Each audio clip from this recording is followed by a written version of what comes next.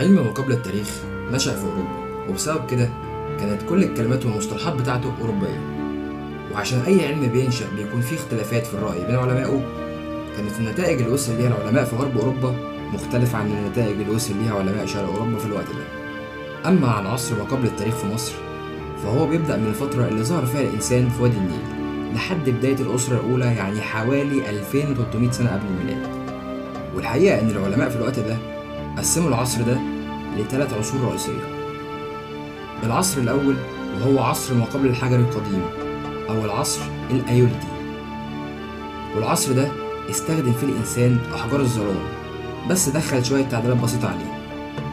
والعصر الثاني هو العصر الحجري القديم أو زي ما بيتسمى عصر الباليوليتي، والعصر ده عملوه من الأحجار وقطعوها واستخدموها. والعصر ده